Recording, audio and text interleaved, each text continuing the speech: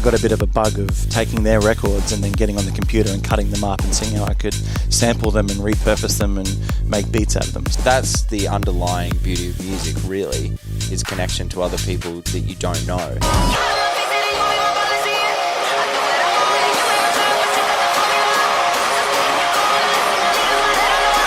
Kind of had faith in something that was bigger than yourself. That's and right. kind of just kept following it down a rabbit hole, and here you are. And we spend 3-4 months working on a new record. It's like that time and money invested in that is, you know, in the hope that the song does well and people receive it well. Whereas, to be honest, I think the things that have gone the most viral for us are the things we've spent the least time on. If you focus on yourself more than anybody else, then you'll see good things happen. 100%. You know? Together we have clarity, direction, and success way beyond what we ever previously thought possible. Here's your host, Frankie Lee. First things first, guys, before we get started with this podcast, do me a solid favor and subscribe to this on whatever platform you're listening to it right now. Whether that's YouTube, Spotify, Apple Podcasts, I'd appreciate if you just hit that subscribe button, and it lets me know that the content that I'm putting out for you guys is hitting your ears at the right time. Much love. This podcast is sponsored by contentremoval.com. So whether you're looking to remove any images, videos, search results, fake Instagram accounts, get in touch with us at contentremoval.com. Welcome back to the Frankie D podcast. Guys, you should fucking get prepared for this banger we're about to drop. I've got the boys, MashdNKutcher, in the house. And I'll tell you now, right, the reason why I'm so happy to have Matt and Adam in the room right now is because these boys have broke off from a sound check, flown by here tonight, got lost halfway around the fucking bend, ended up on the couch. They got the Coronas out. We're on like Donkey Kong, and you guys are going to get to hear the journey of these two legends. Boys, welcome. Thank you for having us. Welcome to the temporary studio, because we're not even in the proper one, because that's around the corner. It's better than any podcast studio we've been in. I agree. Yeah. But boys, I think the best place for us to start, really, I just want to find out who Matt and Adam were before MashdNKutcher, before you know, get really deep into that origin story. You know, music, not only musically, but like you know, just in life in general and what you were doing and everything like that before you guys came together as a DJ duo and blew up on everything and created all the social media and everything like that. Give me a bit of a... Yeah, you first, mate. I'll go first. He has to go first. It was a warm summer's night. We're going back to your conception? Yeah, no. Hey, with that, keep it clean, son. Keep Start it clean. from the beginning. Yeah. No, I think I, like a lot of young drummers, started in high school or primary school, where you have to do the concert band or the jazz band or variations of those names and things. And you learn percussion, because you don't generally just get given a drum kit from the get-go. You have to learn percussion, so the bass drum and the xylophone. And I have strong memories of disliking any instrument that required chords or melodies or required me to read music or notes like the xylophone. Yeah. So in percussion, I just wanted to play snare drum. I want to be a snare drum. And you know... that movie Drumline came out. If anyone has or hasn't seen that, it's quite old now. It's got Nick Cannon, and it's changed my life. It's an incredible movie.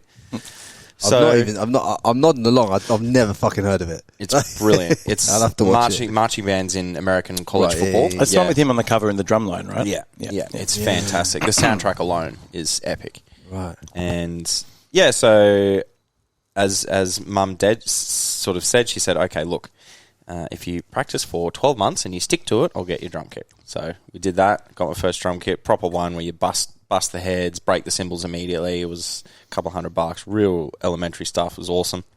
And then I started getting lessons. And I finished high school, and I had a couple of bands in high school. We got my first double kick pedal. So for any drummers out there, that's the double kick on the bass drum. So it's quite metal orientated. Found Parkway Drive, found North Lane and Amity, and really got into that heavy stuff, I guess. It was like a big musical awakening for me. And from that, I think, graduated high school, and the bands that I were in were pretty casual, to say the least. And yeah, I just went about. So you never life. even knew if you were playing at the weekend or not? Yeah, it was, you know, the couple of gigs we got, maybe it was $50 and that would cover our fuel and the 5 blokes that were in it. And, you know, it was a bit... Yeah, it was wonderful. It's how it's all part of the journey though to get to where you got to, isn't it? Yeah, that's it. And you know, I'm still here now, and I still remember it vividly. So it's clearly important stuff. Yeah. And I went about life normally. I went and I tried a couple of different uni degrees, actually. Excuse me. Give us a breakdown. Oh, well, I did 6 months of property economics because we realised that the uni bar also had a pool table and also did $5 jugs. So I think I failed 2 out of 4 subjects there.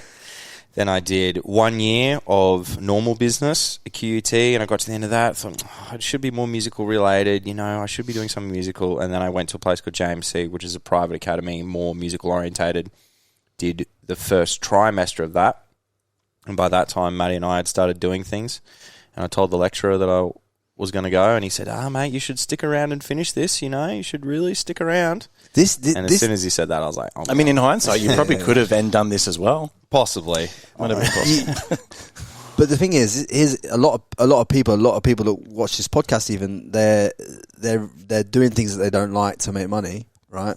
And they're told, and some of them probably even told by their parents to stick at stuff that they're boxed in with this stuff. What's your advice to people like that are stuck in stuff that kind of get pigeonholed in places that they don't want to be? I think there's nothing wrong with living a safe, secure, risk-free life, and therefore your career creating those things for you. I don't think there's anything wrong with that. And obviously, most people in the world work and live that way. Yeah. But I think if there's something in you that makes you think, no, I just can't help but think it should be different, at least for me, And I think I just had such a strong relationship to music and those bands growing up. All I wanted to do was just be a drummer in a band and tour the world. That's all I ever wanted to do, It was like, yes, maybe I could go be a lawyer or the property economics. Like, I could do those things potentially, but I knew deep down it was just like, I know how I feel when I'm on a drum kit. I know how people feel when they watch me on a drum kit. I know how I feel when I listen to music.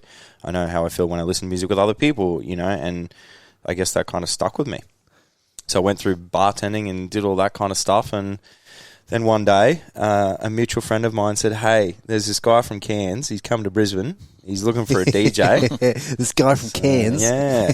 And that's when Matthew entered my life, and we never looked back. And what in the run up to that situation happening for you, Matt? Like, was music always part of your early days as well, or what was going on there? I think probably around a similar time to Adam, there would have been some pivotal point where it was like, music's more of a drive than anything else. My start was very young. I started playing piano when I was 3 or 4, quite young. Bloody hell, you're a talented kid, isn't he? I bet you can play fucking everything too. I just look at you and I know that this guy's got ivory fucking fingers. I mean, if I practice more, I need to practice a bit more. But I think I started very young, and there was obviously some point, probably in my early teens, where it was like, hey, I'm good at this. I'm enjoying it, having fun with it. So, but I was always. There was that side of it, playing a piano, but then there was a bit more, I think, coming into playing around with technology. My parents, who, if you're watching this, sorry, again, but sorry, they bought it for many years. They bought a really expensive computer for their work. Yeah. And I, to this day, remember just desperately wanting to pull it apart and put it back together and figure that out. And so I think mixing the technology bug, which I picked up a little bit later towards my teens, with the music, there was a nice sweet spot for me where it kind of joined up. Yeah. And I think that's where moving into electronic music and DJing and production, I started DJing when I was about 16. To be honest, it was a way to get into clubs without ID. So it was okay, good shout. That's how that works. But then, I was lucky. Mum and Dad had a really cool music collection. So they always had cool records like Pink Floyd or Van Morrison or Beck or Steely Dan. There was cool stuff around the house. So I guess I got a bit of a bug of taking their records and then getting on the computer and cutting them up and seeing how I could sample them and repurpose them and make beats out of them. So yeah, beautiful. Yeah. There was some curiosity there, and I think that mixed with the getting into nightclubs underage thing, and once I combined all those things and put the music knowledge into the DJing side of it, it kind of kind of married up, and then obviously Yeah. you made an advert then, and obviously advertised you're obviously DJing at this point yourself, and you were looking for another DJ. What was your kind of purpose and role behind that? So at the time I was living up in Cairns, I was DJing up there. I relocated back to Brisbane, and I think the original, it's a great question, because the thought process was, it was like, how can I move from just being sold at what I do to creating a project and creating a bigger thing. Yeah, I like that. I think before I met Adam, I was probably a resident DJ in various venues for maybe 8 or so years. And something that I picked up very quickly was that I didn't really feel like there was much progression there. Yes. I feel like, and look, this is obviously not a blanket thing across all nightclubs. I'm sure there's definitely plenty of nightclubs out there which nurture and identify talent when it's coming up and how to build that. But most of the venues that I initially worked for, it was just you come in, you DJ, you get paid cash and you go. Yeah. And there was no real progression there. And I think a lot of young DJs, when they start out, potentially get caught in that similar situation. They feel like, this is awesome, I'm playing in front of crowds every week, this is dope. But they're not really going anywhere. They're kind of just doing that. And if anything, in a lot of cases, it kind of plays into the hands of the local nightclub, because that's what they want. They want good DJs to come in and play for that room, but not necessarily, continue on a trajectory. I was speaking to DJ Brooklyn about this, and she said to me that if you stay in a nightclub for too long, you kind of find a shelf that you can't punch through. In terms of, like, there's a ceiling to it. You're a staff member just like anybody else, really. Yeah, and you really have to. And I think Sparksy was telling me as well. You really have to break through that if you truly want to become like an artist, someone who creates, someone who inspires different levels of people all around the world and does bits. You got to really push through that ceiling of being of the safety of a club, because it's very safe. That's right. It's very safe. You know everybody. You got your same 300 people come up to you every week and think you're a hero. But if you want to punch through and be a creative artist like you boys have become, like, you kind of. I think that's what clicked for Matty the most. Yeah, and then when he came to Brisbane, take words out of your mouth, but he came to Brisbane knowing that he needed to create something that was something, as opposed to, I'm just going to come to Brisbane and DJ in more clubs. Yeah, that's exactly right. And I think, sort of removing myself from it a bit more and going, this time it's not going to be me, the DJ, it's going to be a project that I'm part of and creating something bigger. And I guess trying to find ways to upscale the same energy that I had, but involve more people and grow it into something bigger. Yeah. So we met, and correct me if I'm wrong, but I believe the first time I met Adzi, walked into a warehouse and he was playing Bruno Mars. Yes, on a drum kit. Locked Out of Heaven. Great song. So he's got a drum kit, he's in a warehouse, he's playing Bruno Mars, and instantly I was like, this is awesome, because he was taking the song, but he'd written his own drum part around it. Right. So I immediately clicked with that, because I was like, this is cool. That's kind of what I do with songs. Like, I take a song and then I might write piano parts around it, or I'll mash it up or remix it. So he had that same ability to take a song and interpolate it and do something different with it. So I was like, well, this is going to work, because he's both kind of and I suppose because essentially he's making beats, and you're making beats of a different kind, but it's kind of like that's how it kind of gelled together for you both. Yeah, I love it. So and look, Adzi was very transparent at the time, and was open about not having been a DJ. So also went through a process of it's interesting, because we were both musicians, but I had that prior experience of being a DJ. Yeah. So then Adzi had to kind of... And this also coincided with literally the rise of DJing and electronic music in at least festivals here, anyway. and around the world. So that's when it started to become a thing. Yeah, like this is back with Stereosonic and all that kind of stuff was happening. And for me, the little local metal drummer from high school, I had the viewpoint that a lot of us did, which was, I'm not going to go see a guy press play and stand up there for an hour. That is ridiculous. He's not playing any instruments. I don't want anything to do with that. Yeah. I want to sit in the garage with my mates and play real instruments and real music.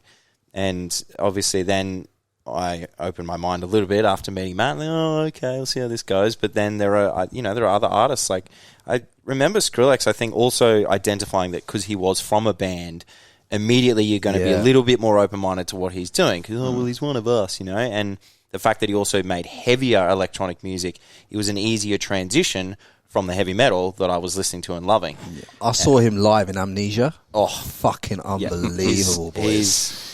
That guy, he doesn't look how you think he's going to look as a person. Yeah.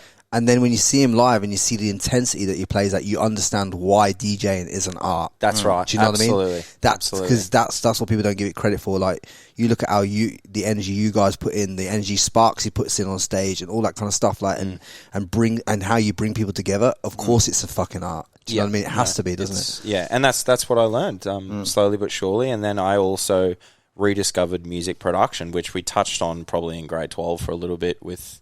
Was it Acid or Fruity Loops or one of them? But then Matt obviously was producing by then, and I sort of got back into it, and it's taken me a while, but now I'm a proud producer, and I enjoy it just as much as I enjoy playing drums, and I enjoy lots of electronic music just as much as I enjoy my favourite bands. So it's it's good. So how did the name MashdNKutcher come up then in conversation? Like, because obviously you two get together, trying to think of a name.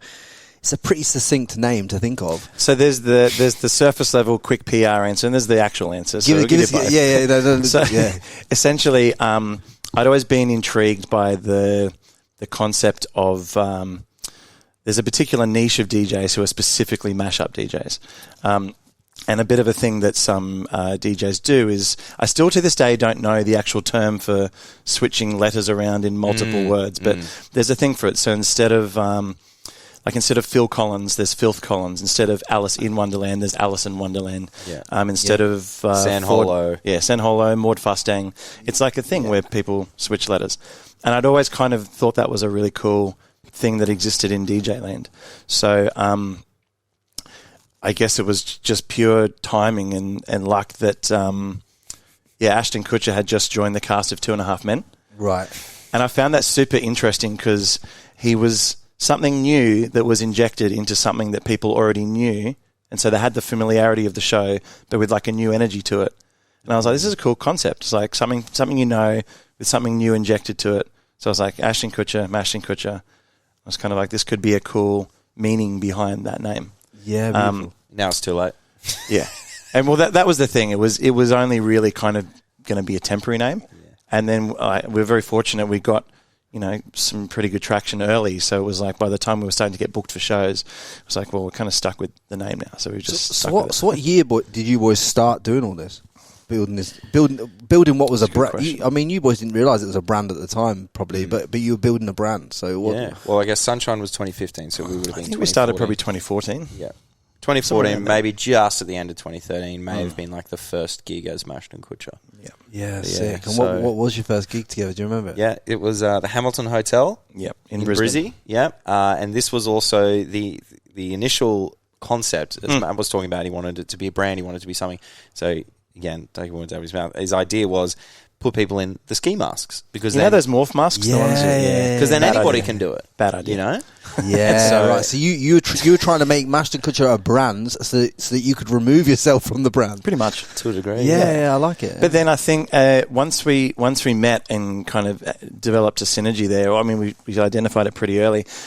It was almost like, oh, hang on, why put someone else in there if we're the people to do it ourselves? We'll do it ourselves. And also, wearing those masks is almost impossible. Yeah, it was the first gig, but also trying to mix through one of them. Do you know what I mean? You cut eye holes, but I don't know if that helps. I think we were very early into the gig, and the masks came off. It was like, this is a terrible idea. And so that didn't last forever. So that was the first gig. The masks last for the first 10 minutes of the first gig. Yeah. People probably thought you were coming in to rob the fucking show. The outfit though, with the tie and the nice shirt. Yeah. And I mean, early days was suspenders. Maybe a jacket, maybe a vest. Like, we were quite formal. I'm not sure how that, because we were on stage, we wear a tie and a bow tie. I'm not sure why it initially worked, because I remember there was a photo of you playing drums in a long tie. And when I was a kid at school playing piano, I was always in a bow tie. Yeah. So you kind of just kind of worked. You kind of, and that's that again, boys, probably didn't realise at the time was a great branding play, because obviously you're known for your like white ties and black t-shirts, and do boys wear hats as well? No, but I might have to start wearing one. Oh, mate, we're talking about the pattern baldness already, are we? Oh, no, you brought it up. Yeah. Well, you talk about hats, I'm triggered. All right. So talk to me. What's the process with this? Okay. So, I mean, obviously every male in my family is bald or going. I'm not 30 yet. So my whole theory was, okay, if I have to be bald by 30, I'll do it before my 30th birthday. I'll just get it done, bring into 30, awesome, right? Yeah. What I've realised, I've been lucky because I was balding from the top, right? I'm a relatively tall guy and the hair at the front is quite thick. Yeah. So for the last, how long have I been complaining? Probably 5-6 years. For the last few years. Hold on a minute. You've been complaining about this for 5 or 6 years I've been already. thinning on top for about that long, progressively. He does have a whinge about it every now and then. Yeah. It is probably not my deepest insecurity, but it is a thing that I think about all day, every day. I think this is a great topic to talk about on this podcast because I talk a lot on the podcast, and what I inherently find with guests is a lot of the guests that I have on, there isn't to achieve the success that they've had and to achieve what I've achieved in life so far, you have to have an inherent self-belief within yourself, and you have to instill that, and that has to be within you. There's a lot of people go around with confidence. The problem with confidence is it gets shattered. It's an external thing. Yeah, someone says something that if you go out on confidence, someone says something about you, it can be confused with arrogance. It gets shattered. You're left there in a pile of pieces. You have to start again, right? But I think a lot of men are going through like their hair thinning and not knowing what to do about it. Do you know what I mean? So it's funny that we got talking about this before the podcast, isn't it? Like, but let me also just say, I understand that it's purely aesthetic. I understand that it's a little bit ridiculous. And I mean, even if we, like, for women and the cosmetic surgery and all the stuff that is going, like, I've never been a huge fan of that because I just think that girls should look natural in the way that they look. And I understand that if you should do something that makes you feel better, totally. But at the end of the day, it's purely aesthetic. Yeah, it's just my hair. It's not me. It's not my personality. It's just my hair. I do know that. I love the way that you've articulated that too, because I get so many fucking DMs about this fucking shaving your head and all this stuff because I love being bald now, but obviously I have been through the point where you're going through. Yeah, I want to get to there. Right, okay. So I was in the boxing gym one day, just to give you a little bit of a backstory. I was in the boxing gym one day, back in like 2012, 2013, and I was sparring with this lad called Craig Lyons, great boxer. And he stopped halfway through the fucking round, and he goes, "Bruv, you got to shave your hair off." He stopped at like 1 minute 37 of a 3 minute round. He's like, "Bruv." Oh no, bruv! Like you just don't look right with fucking hair. Oh no, he's just called you. I'm like, are you fucking serious? You've stopped the round to tell me that like my hair looks. He's like, bruv, why are you keeping that? And I'm like, I mean, obviously, finished the rounds, whatever, finished sparring, sat on the side of the ring canvas, and he says to me, mate, honestly, I'm serious, bruv. Like, shave your hair. So first thing you do, don't you, take it down to number 1. Bring it down.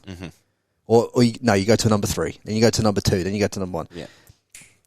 I did number 2 or number 1, and then I was like, do you know what? Within a week, I was down to Vic. The best, most liberating feeling in the world once you understand that becomes a branding position for you.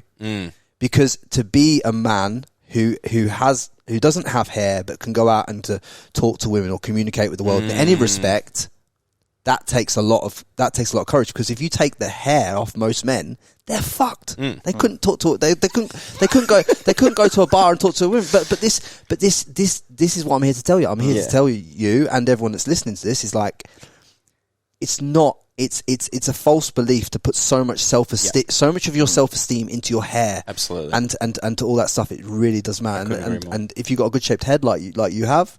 But my theory is I don't think I do. I reckon I'm a bit lumpy up here. Look, we're going to find out. You've either got two options, right? You either embrace who you are and you take it off and you do that, or you go to fucking Turkey. You get the fucking penalty spot replaced. I looked like a worn out penalty spot. It was so far gone. I was like, do you know what? Even the Turks can't deal with this. You know what I'm saying? Like, do you know what I'm saying? And mate, I honestly would. And any of you out there that are suffering with this, like, you know, message us boys and ask us. But I just think it's a great point in your life where you get the chance to actually truly instill yourself with self-belief if you don't have it already within yourself. And if you're worried about how you look without hair, that tells you that you have parts of yourself to work on, which is a great thing, because that's identifying a shadow that you got to address. That's what I'm saying. That's right. Yeah. So, yeah, I think also, and I mean, I know 2 weeks after it's done, I'm sure I'll be stoked. Yeah. I guess I'm just still in that. I guess it's like anything, you know, you kind of want to, do I really want to get rid of it at 30? Oh my goodness. Like, I'm going to be bald when I'm 70 anyway. But you know what? The thing is, though, the type of women you attract right? The type of women it changes, but it's not even a bad thing. Like it's just different types of spice. That's right. Yeah, absolutely. It's just different. Like you might attract a certain type of woman when you've got hair, and then you attract as a bald guy. You attract a different type of thing. But it also helps you've got a strong beard. So well, that's right. I feel like that's what I was about to say. The beard game. Yeah. I'm going to grow the beard out. I'm going to get a tan because you got to tan the top of your head, don't you? Once you shave it off. Well, the skin will just naturally fade in. Obviously, when it first happens, you've got a white head, but it'll just naturally age up. You'll be I've got to make sure I do it before grooming the beard. Otherwise, I'll be on stage with a white I reckon you do that and you grow the front part of the beard a bit heavier, and keep the side short, and just go a little bit Viking. Yeah, that's the thing now with I have the opposite. I can't grow a beard to save my life. But the hair on top's so thick. And can grow so long. If we could swap both things, that would be just great. Yeah, you want the beard and you want to give him your hair. Yeah. Mate, if I will never be able to grow a beard in my life ever. It's not going to happen. So you never have to shave? Once a fortnight. Fucking hell, bro. It's bad. I was in there before this. I was going to run in late because I had to move the whole setup. And I was in there. I was just fucking shaving my head, getting it smooth. Because that's the thing, you see. When you shave your head, people don't realise it's like that there is a bit of maintenance there. You want to look sharp. You want to look like, if you're going to be bald, be fucking bald. That's right. Yeah. Don't if you're going to do it, don't have that little bit of glaze on top. Like after 8 shadow. Like you know what I mean? Like just nah. You know what I mean? Yes, keep it down. But mate, I reckon you're going to fully embrace it. I reckon it's going to be a good thing for you, and I reckon it's going to work. And I mean, look, at the end of the day, don't have much choice. So but I'm glad we had that conversation on it though, because there's a lot of lads listening to this that probably are thinking about they're going thin on top. Yeah, I think you just got to remind yourself it is purely aesthetic. It is just aesthetic. It's not you as a human. It's not a representation of you. And think of who you can become on the transformation of actually embracing who you are. And by the time we're all 50 and older, it happens to 95% of men, like a staggering percentage of men will go bald. And let's just run the facts here. The facts is, if you're going bald as a man at the age that me and you were going bald, you got high testosterone, right? Oh, there you go. You got more stamina than the average guy. I'm just saying, girls, like if you're going for the wrong guys. I'm just saying. Like, you got what I mean? Get yourself a ball geezer, and if he's got a set of boxing gloves, give him a second chance. All right. But back in the zone, boys. So you boys. Obviously, you go out, you get your first few tours, that starts going well. I noticed when I was doing I was listening to a podcast. There's only one podcast for you. It's like 4 years ago. I was listening to it, but I didn't realize how after a while how good at marketing you boys had got, because you're creating a lot of viral content on Facebook and blowing that up by like hundreds of thousands of followers, weren't you? And this is another example of, I think, now that we've explained where Matt and I came from, the cliche tagline is classical pianist and metal drummer, and in the same way, like I've never really been interested in marketing too much outside of what we do for work, because again, I just want to go see a band, or I just want to play my instrument, I just want to make music. Whereas Matt has this incredible out of the box thinking brain, and that's where a lot of that stuff you just mentioned came from. So because I did see the marketing piece. I did understand you were more the marketer in the early days, especially like when did you kind of realize that if you two were going to be a success as a brand, like because I kind of feel like at the start you're already branding without realizing you're branding, and I probably believe that you're already marketing yourself highly efficiently before you even knew you're marketing as well, right? Probably, yeah. I mean, the way we started off actually was quite funny. I still giggle about it to this day because I didn't know if it was going to work, and it worked. Was that you used to be able to create a personal Facebook account, but then convert it to a business account. So you used to be able to change it to like a brand or a product. So we created a personal account based in Adelaide, one based in Brisbane, one based in Sydney, one based in Melbourne, one based in Perth. And then each one of those personal accounts added 5,000 people from the biggest nightclub in that city. So there was... I love this. And then converted each one of them to a business page and then merged them all together. So the brand was able to start with 30,000 followers who were all current nightclub goers in Australia from those key clubs. You're fucking shitting me. That worked. It worked. That is... Wasn't sure if it would work, but it worked. You can't do it anymore, though, can you? Do you know what? That is fucking gold. That is some of the best viral There's a way to do it, of. again. If there's a current way to do it, I'd recommend it because it works. So you literally created in every city, across every big city, added all the 5,000 people, because that's the limit on Facebook. Yeah. Merged them all into business pages, then merged the business pages together all into one. And it worked. Somehow it worked. That is so... I wasn't sure if it would work, but so, for example, in Adelaide, the biggest club at the time was HQ, and HQ is a massive venue. I think they probably had like 50,000 followers or something on Facebook. So by adding 5,000 people that followed that page, you got a pretty good indication of your demographic that you were getting, 5,000 active club goers from that area. It's genius. I mean, thinking back now, I wish I'd done it like with other countries too. Like that would have been even better. Yeah, like 50 of them. One together. page with 100,000. Yeah. But yeah, it started with that. So what's the limits? Because there was no limits to how many pages you could merge, was there? I don't think so. I was like, this might work, and then it worked, and I was like, cool. So I guess that gave us a platform to be able to. At the time, we weren't releasing any original music. We were just making mashups, but it gave us an audience to give those mashups to.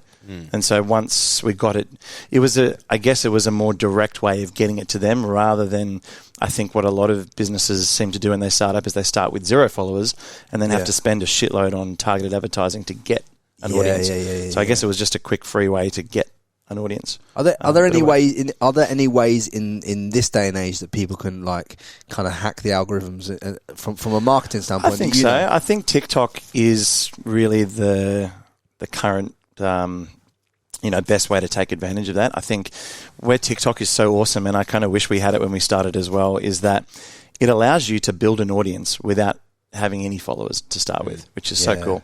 Like even when we started our Instagram, it was very slow to kind of get that up and running because you rely on people tagging and word of mouth to actually build a following. Whereas some dude in Sydney who does a cool dance in his lounge room and has 0 followers on TikTok can get 500,000 followers in 2 days. Yeah. So it's cool. I think if you take advantage of that, I guess I see people all the time using their TikTok accounts to then build an audience, which then flows across to their Instagram and their YouTube and their Facebook. And I saw a lad locally here. I've had him on the podcast, and he is not out yet, but.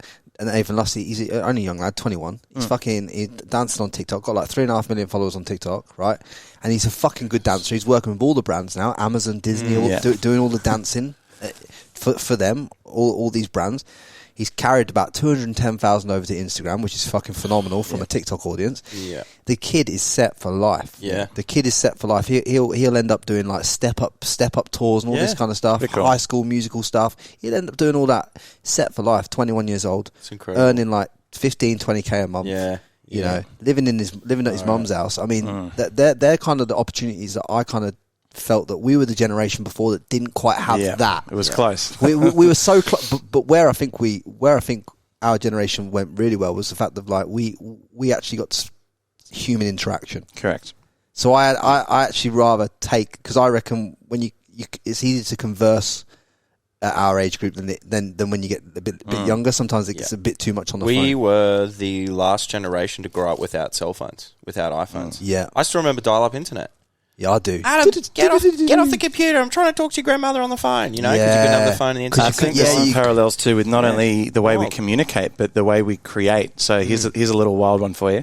I won't mention any names here, but was talking to a girl, as a friend, a couple of weeks ago, and she had never posted on TikTok before. Yeah. She goes, I'm going to give TikTok a go. So she posted a short video with a friend of hers on TikTok dancing. The video got 34 million views in 2 days. She had the A&R at a major record label call her 3 days later, offering her a record deal. Whoa! Because her Instagram grew 100,000, I think, in the first 2 days. And do I know this girl? I wouldn't imagine so. No. So what I found fascinating. Well, this is. I don't think anyone does. This is my point. So what I found fascinating was that she got a call. She told me about it because she knows we're in music. She's like, I got a call from a major label. What do I do? And I'm like, well, have you ever played an instrument? And she said, no. I'm like, well, are you a singer? No. Well, I don't know. My guess is as good as yours. But the label didn't seem to care. Yeah. They were just like, you've built an audience very quickly.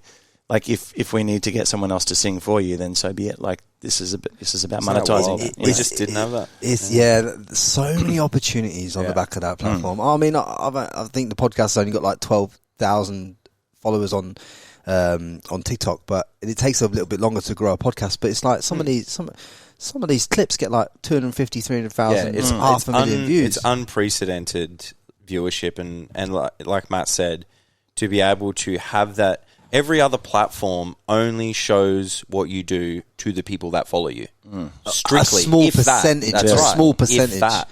Whereas, and this is what I was trying to explain to someone the other day, right? Because obviously, there's lots of things that people can do to get followers. You know, giveaways. People share you on pages. People follow you. But I'm going through a process at the moment where I'm removing followers because it's that first hour that people engage. I'm talking about on Instagram as a platform. That first hour that people engage with the content pushes it further and further and further, and allows more and more of your audience to see it. Right. So if you've got people that aren't engaging on your content, you want to get rid of them. You want to get rid of them, right? So you might have 123,000 followers. I think you have 123,000 followers on Instagram, right? Yeah. Say 3,000 of them haven't engaged in the last 90 days. When you push your fucking post out to that audience, and then those 23,000 aren't engaging, some of those 23,000 are in the first hours that it's pushed to, and they fuck you going further to your. So you're actually better off with 100k that's fully engaged than you are with 123, and 23 of them are like. This is where as a business you fall into the model of the platform, because they want you to pay for that extra engagement. So it's kind of, I've always had a very strong view on social media, as in I understand quite well its functionality to get you to spend money, and I've always looked at social media platforms as an opportunity to make money. Because there's so many businesses, especially like smaller. I don't know, things like cafes, coffee shops, food and bev things. Their first thought is, I'm opening a coffee shop, need to spend $5,000 this month on Facebook ads. And I just, if I've ever spoken to anyone in that position, I've advised the opposite. Like, go and create content, give an audience value, and if anything, monetize a platform, make money from it. Don't spend money on it. I see some of these platforms as a really great opportunity to make money. But there's so many businesses that interact with them who are kind of just programmed to think you have to spend money on them. I mean, spending money on them is okay as long as the ROI is good. Like, it's got to be good. If it's good, spend money on it. I mean, I spend money on the social media platforms because I want to push the podcast further, because I want to get more people involved, because I want to create a movement with it. You know, I'm investing in myself and my brand. That's right, because I believe in myself that in the future that I'm creating something big and something like real good. So I'm just going to I'm basically investing in myself when I spend on advertising, because I'm not seeing a monetary return in that day, but I reckon in the future it's indirect. It's going to be indirect. It's very similar with us when we spend 3-4 months working on a new record. It's like that time and money invested in that is, in the hope that the song does well and people receive it well, and you never know. But yeah, I think you're right in what you're saying though. You just have to make sure that when you're aware of these social platforms, that you're using them and they're not using you. Exactly. I think there's a lot of people, probably 90% of people out there, that are actually going to consume content rather than putting out content. Totally. And it's like, I had this fucking guy comment on my YouTube channel today. He's going, "Oh mate, I would have preferred it if you include this and this in the podcast." Rah, rah, rah, rah. And he goes, because I'm an 8-figure entrepreneur and I want to know that. Bro, if you're an 8-figure entrepreneur, how the fuck do you have time to give me a YouTube comment? Yeah. Because I don't know. What are you watching my video for? No, look, it's a good video. It's on e-commerce. You're trying to make it's 8 figures though. But the geezer that was on the podcast was an 9-figure entrepreneur. Do you know what I mean? So he's the guy was on the podcast. The guy that was on the podcast, but the guy that commented was an 8-figure entrepreneur that just wanted to tell me in the comments he's an 8-figure entrepreneur. But I'm like, how do you have time to come on YouTube to tell me you're an 8-figure entrepreneur? Yeah.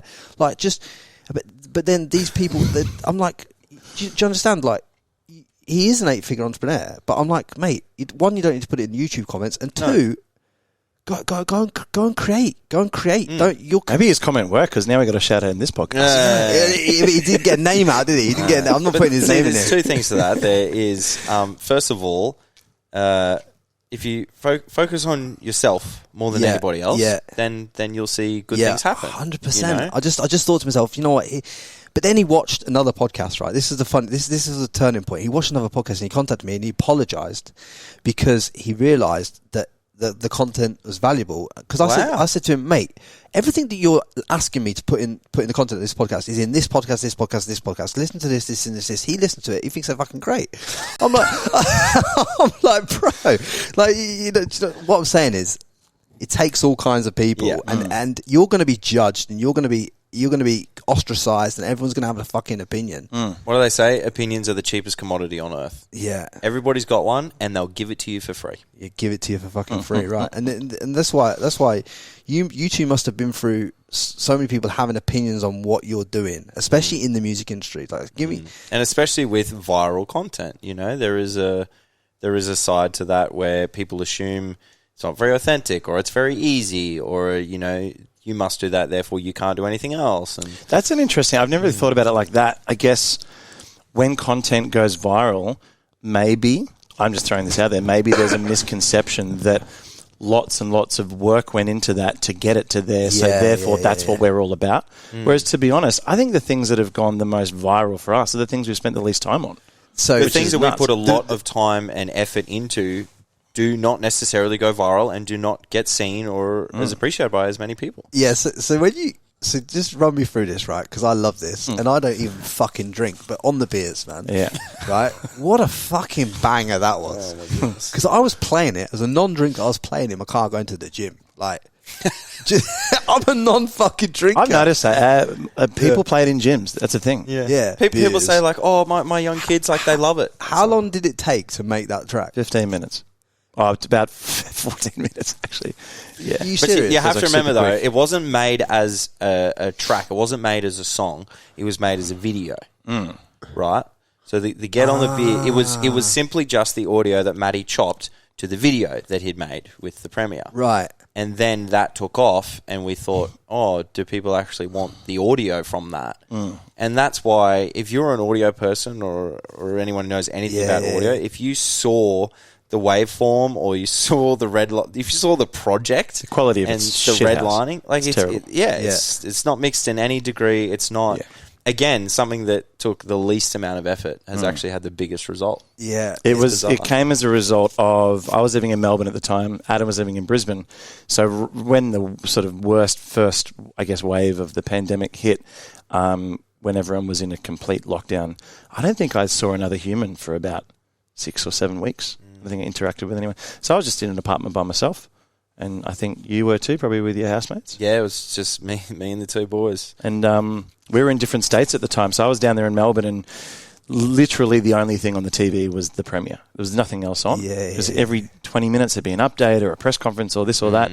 So, I mean, I know it sounds a bit cliche, but in terms of finding something to make music with, it was quite literally so in your face that it was almost like, okay, well, I guess we will. He pulled out some great one-liners for you, didn't he? He really did. Yeah. He had a way with words. Yeah. He did. He really did. I think we keep an inside joke to ourselves that we've done wonders for that man's PR Oh, yeah. campaign. Oh, overall. absolutely. Yeah. He was very unpopular. I mean, I'm sure to some people he still is, but he went through very waves of serious unpopularity. But the song did not get unpopular. Yeah, because didn't he get in the top 100, the hottest 100 in Australia? It did, yeah. Yeah. Where did it rank? Number 12. He got number 12. Number 12. Which is It took you pretty 50 outrageous if 50 you think about it. But this just shows that everyone's got it wrong, because everyone thinks it's about working hard, but really it's all just about thinking. Creating the right 15-minute video. It's about thinking. But it's also about the unpredictability of what connects with people. And that's the underlying beauty of music, really, is connection to other people that you don't know. And I think that song video, whatever you want to call it, although it was not a year of me and Matt deliberating on lyrics and melody and making the perfect thing, outpouring of our heart, it was still something that really connected to people and resonated with them when they were going through we were all going through a really tough time. And it was just a bit of a laugh and a bit of fun. and people really got around it. Number And 12, bro. People still do. Number well, that's 12. right. Bands Number work their 12. entire lives to get into the hottest 100. You know, And it's crazy. And another good bit of viral marketing I saw you do is like when you went out and said, "Don't vote for this." I was like, "All right, boys, all right." There was a level of like actual legitimacy in that, as in like asking people to not vote for it because like We were scared. Should they vote for like, it? Like, But there was 2 songs that were in the top 100, wasn't there? 2 of your songs, was it? well, yeah, we spent. That was the thing, is we'd spent many months also working on what we would deem an actual record. So we were just sort of asking the audience, "Hey, look, we'd kind of appreciate if you vote for the one that we put fucking 18 months into, and not the one we put 15 minutes into. Would be nice." But they all just told you to fuck off, didn't they? I just said, "Nah, Yeah. beers." Yeah, Get and on I mean, the beers. it's yeah, It's got a life of its own, and it's bigger than we are. And I was checking it out today. It's got 1.6 million views on YouTube, isn't it? Really, that's wonderful. 1.6 million. I mean, your YouTube channel must be fucking going nuts, isn't it? Yeah, YouTube's always been pretty solid for I think us. we're about 500,000 subs. Yeah. We're That's approaching fucking 500,000. unbelievable. So how long? You know, when you're doing YouTube, how long did it take to see some traction on there? YouTube was a bit later, I think. I think YouTube for us kicked off in like 2015. It's really weird, though. I hear a lot of people talk about, you might be able to shed some light on this, with algorithm. People talk a lot about needing to consistently post things. Yeah. I'm always curious when I hear that because we don't post very often at all. But when we do, we just try and make sure that it's quality when we do. Shareable. Yeah. I mean, look, the YouTube's my slowest growing fucking channel. I'll be telling honest with you, like the reach I get on YouTube is fucking slow, but it's just something that I'm constantly pumping out little clips and little videos, and obviously the full podcast go on there, and it's just something it's like I see it as like a savings account where I'm just paying into it, and one day I'll turn up, you know, I'll have 10k, then I'll have 100k, then I'll have, you know what I mean? You just kind of go from there. But it's like it's harder with a podcast, isn't it? Because you're trying to have people's attention for a long amount of time. I was going to say, we live in a world, we're just talking about TikTok, where attention is seconds long. Yeah, which is why we're really trying to refine the clips that Instagram gets. So it's not any value, but it's like entertaining value, and trying to. Do you know what I mean? I just want to touch different. I've come to really respect the format of podcasts, because for me, I think when video podcasting started to be strong, and I think probably Joe Rogan was probably at the front of that. I was always skeptical because I was like, you know, social media is all about quick. So then the people who are putting on great podcasts and are able to engage someone for an hour or more, like that's so good. Like that's a super special thing to do. But there's so much. I mean, even if you just watch this podcast and someone picked up the piece of content where you said, you know, I just, you know, where you said you're leaning into what you're passionate about, and that kind of resonates with them. Or they pick up the merging of viral Facebook pages and how that happened, and to use that concept into something that exists today and use that. It's like there's some powerful stuff in long form content, and long form content's where you actually get all the value. Well, I mean, that's right. Tell me the last short clip that gave you value that you remember. I mean, there's not many out there, is there? Or there's 15 a day that you scroll through. Yeah. Oh, I liked that. Yeah, that one was good. What were they about? Oh, something about not giving up or something, you know? Attention and our lack of attention as human beings is what's costing a lot of people the success that they actually want in life, I believe. There's a great book by a guy called, I don't know how to pronounce it, I think it's Johan Hari, and he wrote a book called Chasing the Scream, which was actually about the war on drugs, which is a great read. And, you know, he had family members and stuff, and he physically went and explored the origins of the war on drugs. Why is this happening? Why are things illegal?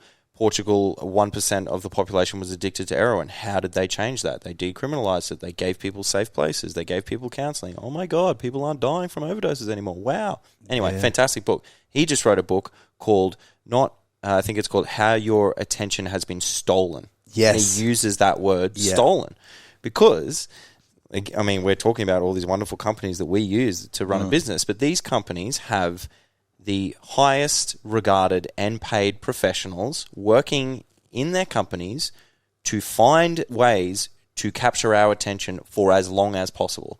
How is one individual person supposed to be able to compete with a board of incredibly intelligent people who are designing these things to take our attention? And they're called like attention engineers. they engineer the applications to obviously engage you and keep you sucked into the vortex for longer. Like that's just the nature of what they're doing. That goes to say even more like the value of a band, in that if you need to dedicate a night and collect some friends and transport to a live venue and sit down and see a band, like, you're not just giving an hour, you're giving a whole night of your attention. That's right. Like, Yeah, it's super valuable. That's a good point. Going to a concert, going to stand up, sitting down and listening to a podcast. You are actually dedicating that time. You know, but here's the thing. You see, a lot of people that are in business like yourself and creating an art like all the niches that you're in, they're reading books. They're putting their time into long form attention aspects of their life. You know, how many hours a week do you spend producing beats and stuff like that? You know what I mean? In your creative space. I mean, what does that look like for you in terms of how do you allow yourself the time to get creative? Is what I'm truly asking. You have to be particular about it, I think, and that's what we're learning as we're getting a bit older, and life, and also having not played gigs consistently for a few years, which is obviously unprecedented for us. More time. How do you spend that time? How productively are you spending that time? I think there's some learns to be taken from those moments of success, like when a song does do well. Like if it only took a short amount of time to make, then it's like, well, that's a good learn for sitting down. We talked about this the other day, how I guess with creative arts or creative industries, it's not necessarily all about how long you're putting in the work for. Like just because I sit there and work on music for 8 hours through the night doesn't mean the song's going to be better.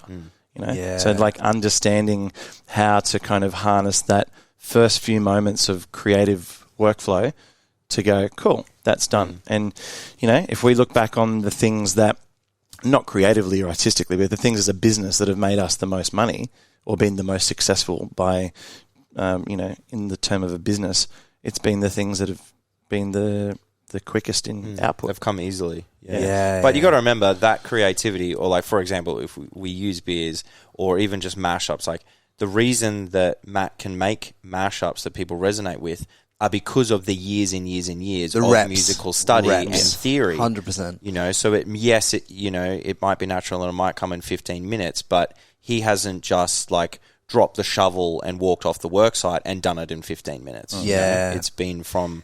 And this is what people sometimes fail to get, is the fact that, like, not only are you putting in the reps all the time, just like I'm doing with the podcast, just like you boys do with music. Not only are you putting in the reps to up-level your skills and to become like an artist of whatever genre you're in, but you that direct payoff that you get at rep 100, which is like might be thousands, millions, tens, thousands, millions of dollars, whatever it is, that people end up fucking resenting you for. They don't see the work. Anybody that gets any big payoff in life has had to do reps in some form or another. In some form. And you've probably not seen it. And the only reason you probably resent that is because you've not had yours yet. But I think everybody can have whatever success is to them. I just believe that we're all here for a purpose, and we've got to fight. We've got to lean into what actually lights us up more.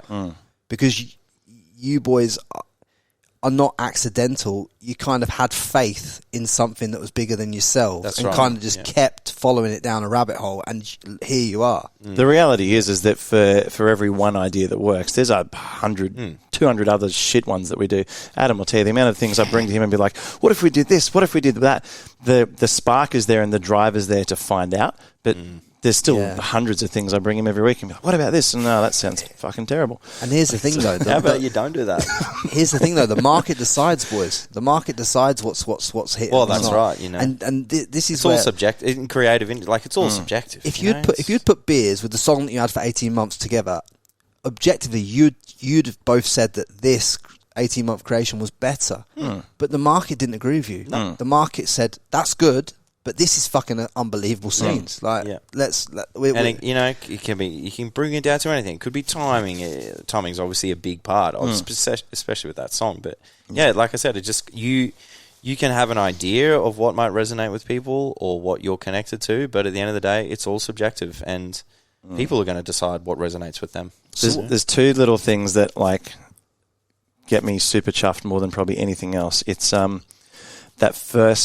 that first feeling, like anything that we've done thus far that has resonated well with a bigger audience, just had that like first gut feeling, like this is gonna hit.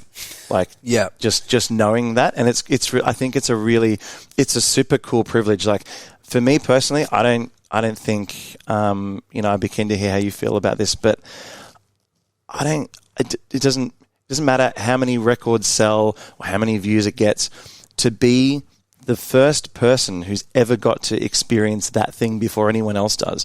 I feel like that's the biggest payoff of all. Because if you've made this thing and you know that it's special, you have that privilege of being able to be the first one that's got to hear it. And to me, that's more important than, any other way to... As some form of creator myself now, I see how much that lights you up when you said that. When you said that, and how much your eyes light up when you said it. That's how you know someone's doing what they're meant to be doing. That's it. Yeah. And you talk there about the gut feeling. That gut feeling is something that you have since you're a child, and you kind of get taught to suppress it and deny it, and that gut feeling is never wrong. No. I think this goes back to what we started with the podcast with, which is people in jobs or degrees or things that, maybe they just need to break through that wall a bit. And you know what? Maybe they don't. Maybe reading a legal textbook or being a barrister, maybe that gives them goosebumps. Maybe that turns them on. And if it does, like I'm saying, that's great, because I don't want to do that, so I'm glad they do. There's no judgment. There's no judgment here on people having jobs or anything like that. I mean, there has to be people that have jobs and all that stuff, and that's great. But just make sure whatever you're doing is actually something that you're actually passionate about, you're actually interested in. Because goosebumps never lie. Yeah. So listen to your goosebumps. Yeah. And you know what?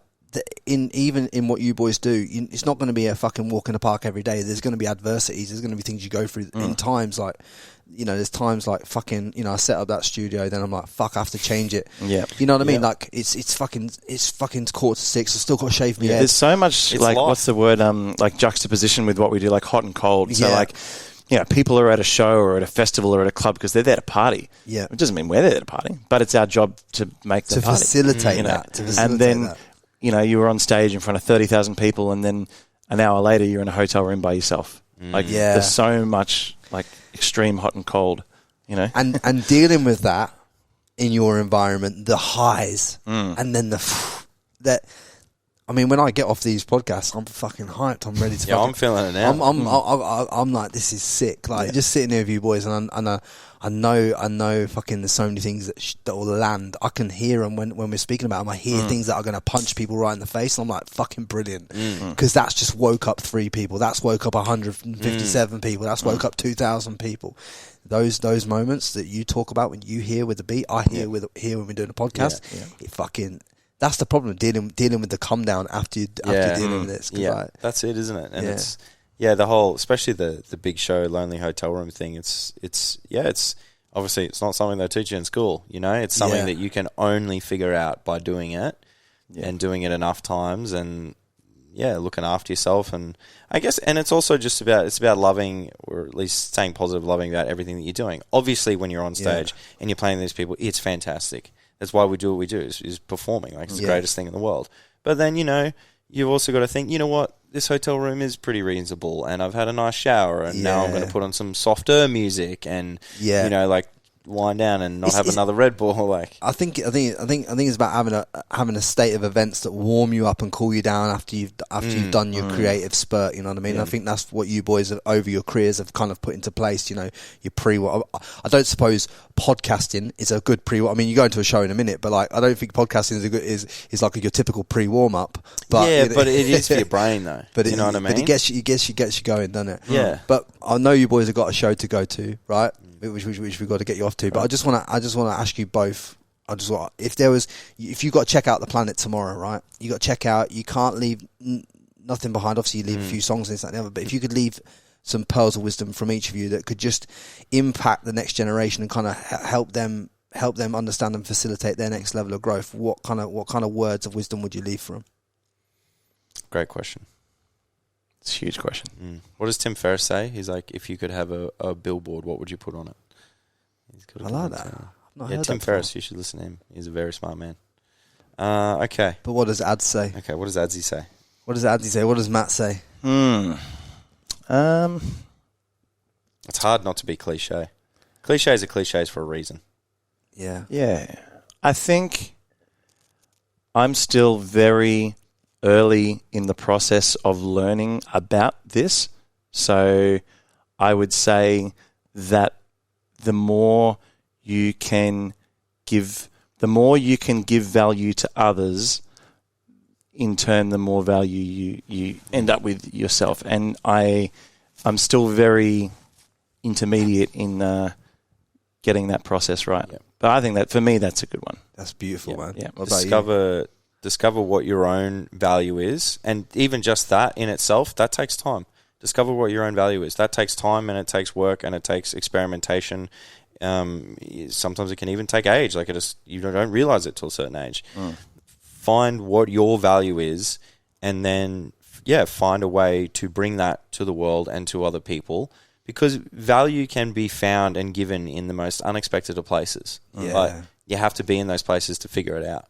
I love it. And guys, like, you have to be persistent if you want something as well, right? Because I wanted these boys on the podcast. Oh no! He was banging the door down for Matt a while. was talking about this in the car. He sort of said, "Oh, look, there's a couple of left on reds here," and I was like, "Oh." Well, I think at one point we were in Sydney, and then we got close because we had a show here, and we were very close. Yeah. And I called Adam a couple of days ago. I was like, I think it was on Monday. I was like, holy shit, we're on the Gold Coast on Wednesday. That we should do this, and we had like the perfect window now. So to do thank it. you for persevering. Yes. No, because when I wanted to become mates with you boys anyway.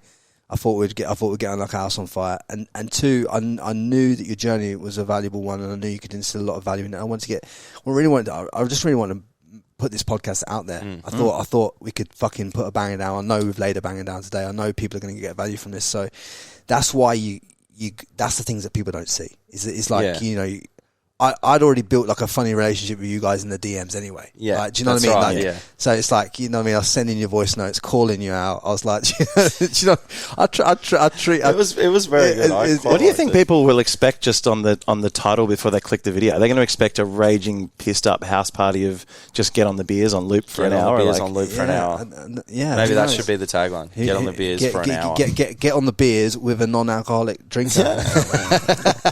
That's what I'll call the podcast. But guys, because I've got to let these boys go. You've seen Matt, you've seen Ads, you've seen MashdNKutcher. Guys, do me a solid favour, yeah? I know you've probably might have shared a few of the podcasts in the past. Share this with your friends. Let me know, let the boys know how you felt about this podcast. I hope it's added a lot of value to your life. These boys they've done a sound check, they've come here, they've recorded, they've had a beer, they're going back now to play this gig. They're playing Domino's, right? Can we say? Yeah, it's a corporate gig. It's a national gala for Domino's, and it looks amazing, and it looks like it's going to be a lot of fun. And this goes out after the show, so it doesn't matter good. now. Sorry, boys. You should have told me. No, that's all right. I walked straight into that. But anyway, but that's it, guys. So if you can do me a solid favour, like, subscribe, share it with all your friends. It's fucking greatly appreciated. Much love. Hope you enjoyed the boys. That's it. We're out. Thank you for listening. Don't forget to subscribe to the Frankie Lee Podcast.